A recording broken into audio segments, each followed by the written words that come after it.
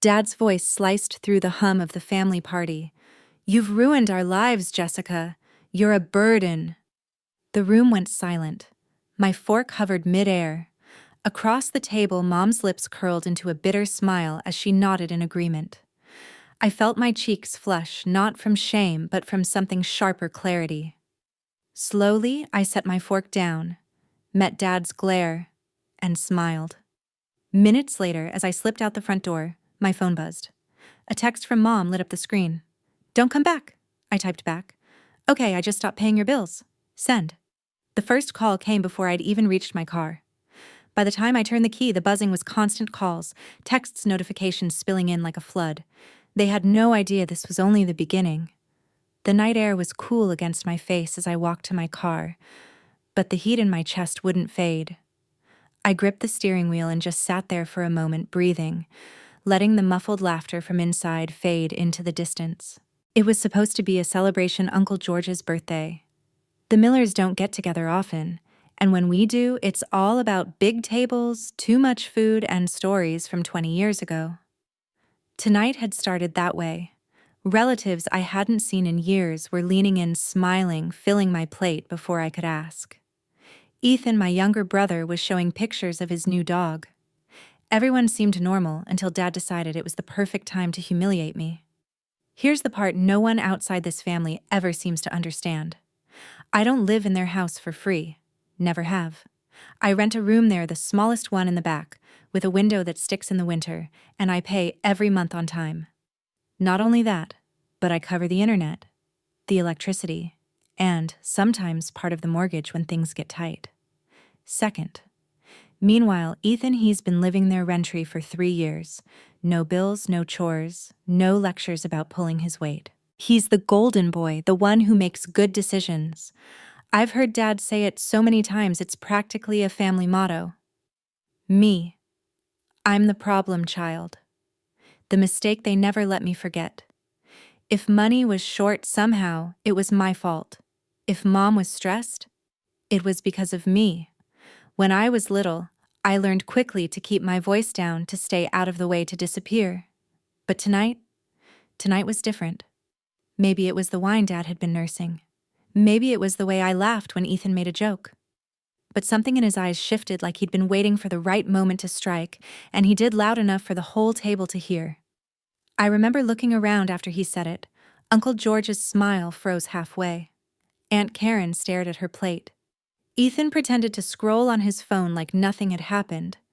That was the moment something in me broke, but not in the way Dad hoped. It wasn't sadness. It wasn't shame. It was release. I pushed back my chair, let the legs scrape the floor just enough to make everyone look up, and smiled. If they wanted me gone, they were going to get exactly that. Just not in the way they imagined. I didn't say a word when I left the table. No slamming chairs, no shouting, no tears, just quiet footsteps through the hallway that smelled faintly of roast beef and lemon cleaner. My room was exactly as I'd left it that morning. Bed, unmade laundry in a half-folded pile on the chair, my laptop charger snaking across the floor. I yanked my old suitcase from under the bed, tossed it on the mattress, and started grabbing everything I could fit. Clothes, first jeans, t-shirts, sweaters, then my laptop charger and the small fireproof box where I kept important papers. My hands were steady, which surprised me. Maybe because I'd been waiting for this moment without knowing it. 6 years of paying their bills. 6 years of being treated like a tenant who owed them more than money. 6 years of being told I wasn't enough until tonight, when they made it crystal clear I wasn't wanted at all. Fine. I could replace furniture. I could replace dishes. I couldn't replace self-respect. The zipper on my suitcase groaned as I yanked it shut. From the hallway, I heard laughter again, though it was thinner now. Brittle. Maybe they thought I was hiding in here licking my wounds. Let them think that. I slipped my purse over my shoulder, grabbed my keys, and opened the door. Mom was standing at the far end of the hall, wine glass in hand. Her eyebrows rose when she saw the suitcase. "Where are you going?" she asked, her voice low but sharp. I walked past her without answering. Down the stairs, through the dining room.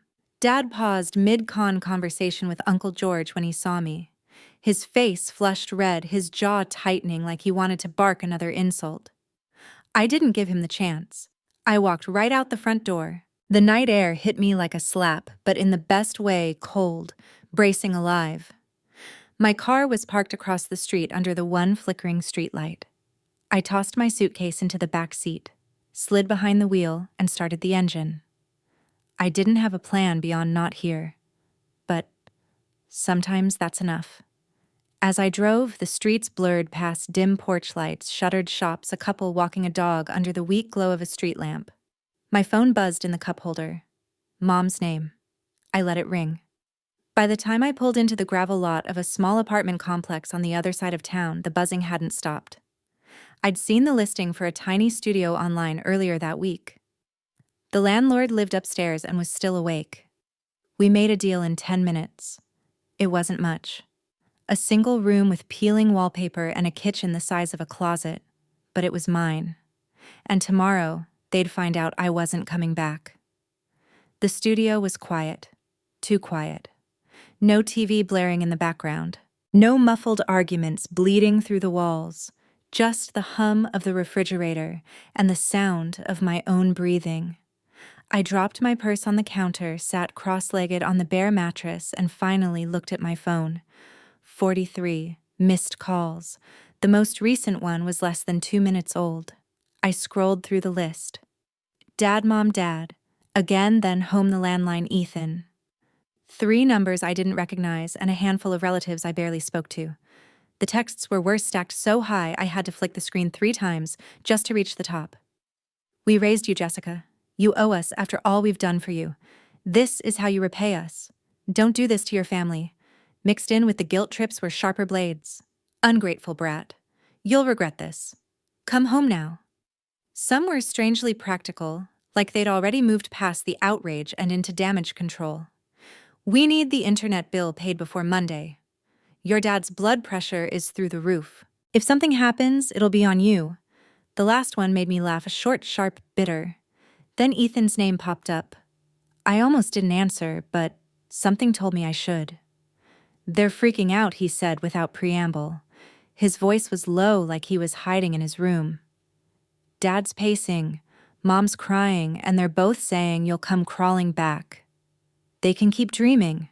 I said, that's not all. There was a pause. Mom asked me for your social security number. I sat up straighter. She what? She said it was for some paperwork. I told her I didn't know it, but she's been going through old files in the office. I think she's looking for your bank stuff. The air in the room felt heavier. My parents knew enough about my past accounts to cause real damage.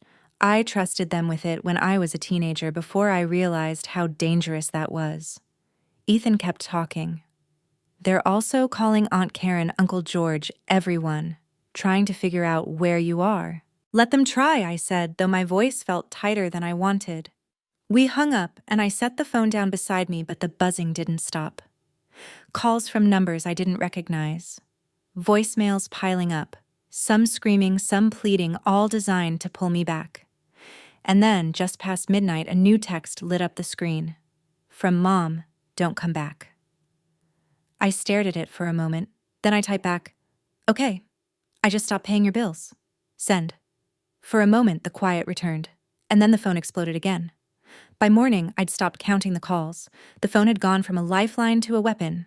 Something I kept face down, screen dark, just so I could breathe. But I couldn't ignore Ethan. He called again around 8:00 a.m., his voice low like he was still in spy mode.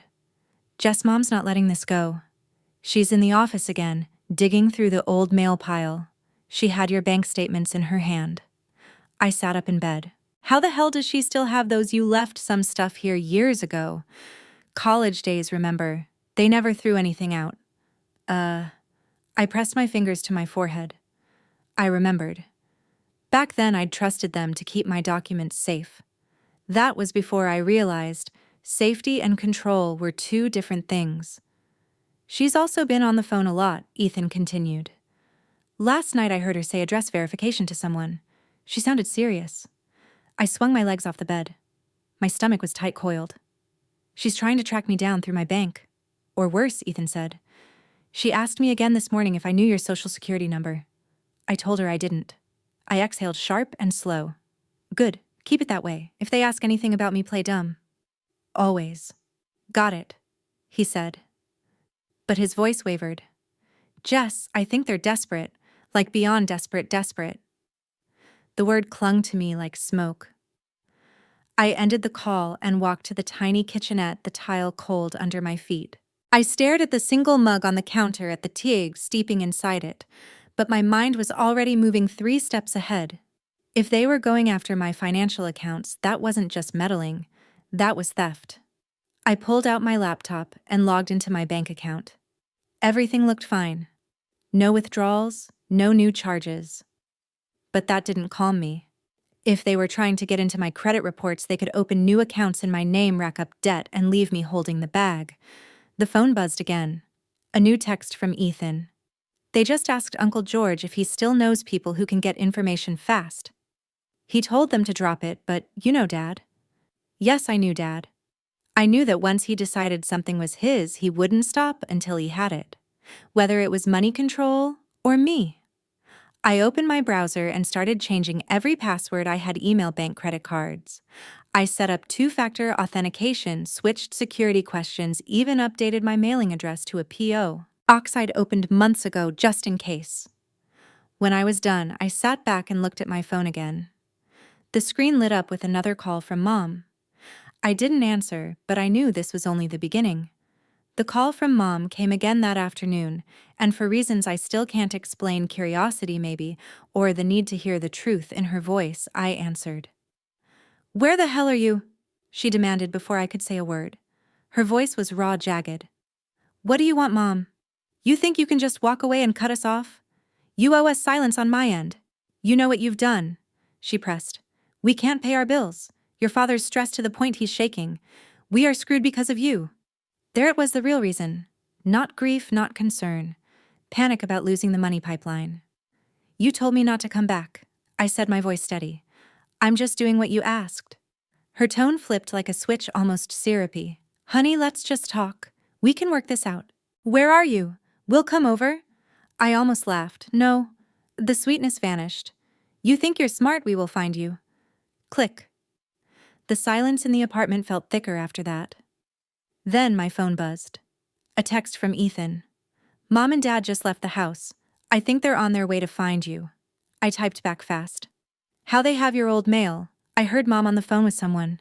I think they hired a private investigator. I froze. The blinds were closed. The door locked. But suddenly the walls felt too thin. I called Ethan. Tell me everything. He sighed. Last night she called some guy, said she needed an address verification. She's been going through your old bank statements. I think she's trying to track your accounts too. The tightness in my chest deepened.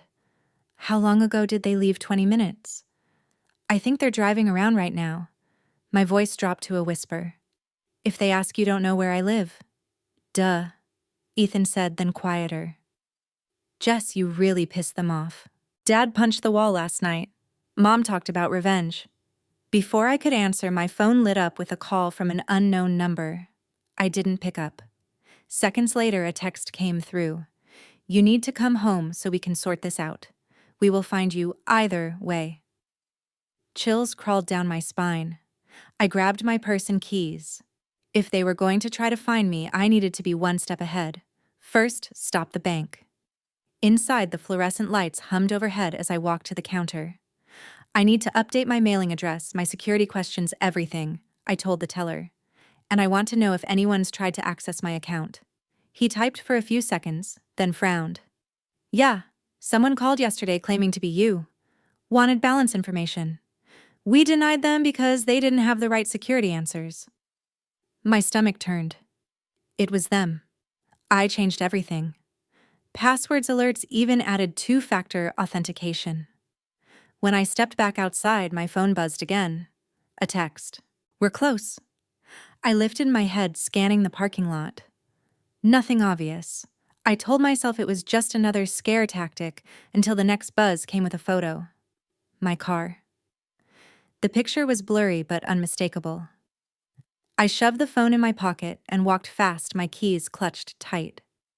I got into the car, locked the doors, started the engine, And that's when I saw it in the rearview mirror. A black SUV parked at the far end of the lot. The second I pulled out, it did too. Stay calm, I told myself. Don't go home. I made random turns, doubling back, taking side streets. The SUV stayed with me, never too close, never too far. Fine, they wanted to play. Up ahead, I spotted a gas station and turned in sharply. The SUV slowed, then rolled by before parking at the edge of the lot. I stepped out like I was going to pump gas, but instead walked toward the convenience store, passing close enough to see inside the SUV. Dad sat in the passenger seat, face like stone. The driver was a man I didn't recognize, his mid-40s bald hands on the wheel like a bodyguard. Inside the store, I bought a bottle of water I didn't need, paying in cash while keeping an eye on them through the window. They didn't move. I texted Ethan. Dad is following me. He has a guy with him. Do you know who? Ethan replied almost instantly. That's Mark Harris, Uncle George's friend. He does sketchy stuff. Not legal. The water bottle was cold in my hand, but my palms were sweating. Not legal meant one thing: intimidation. When I walked back to my car, Mark's eyes tracked me the whole way. Dad didn't blink. The second I started the engine, I knew I couldn't drive straight anywhere. I had to lose them. 2 quick turns, a sudden sprint through traffic, and then salvation. The police station loomed ahead. I pulled into the lot, parking right in front. The SUV slowed, then kept going. My hands shook as I gripped the wheel. I'd lost them for now. But this wasn't over. I stayed parked in front of the police station for a good 20 minutes, letting my pulse slow. The SUV was gone, but I didn't trust the quiet. My phone buzzed. Ethan again. They're losing it, he said. Dad's stomping around. Mom's crying to Grandma about how you stole from them. And he hesitated. Mom just told Dad, if we can't scare her, we'll make sure she has no choice but to come back.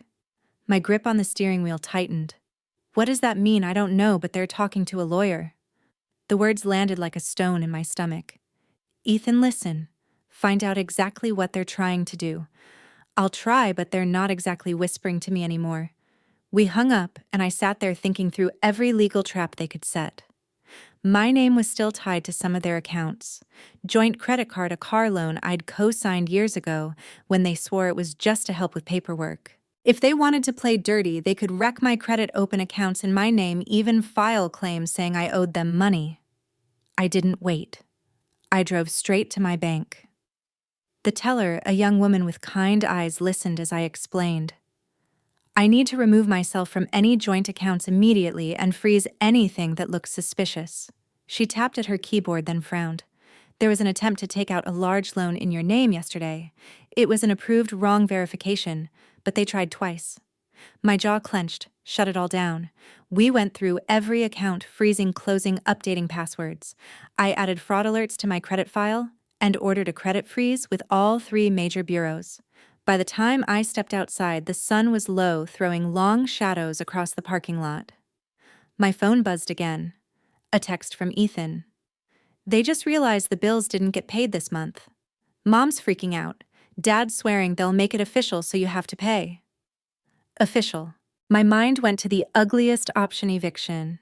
Even though I'd already moved out, they could file on paper saying I'd broken a lease or owed them rent.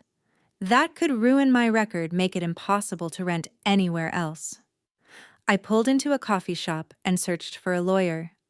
10 minutes later, I was in a small office across town, sitting across from Samantha Cole, a woman with sharp eyes and a sharper tone.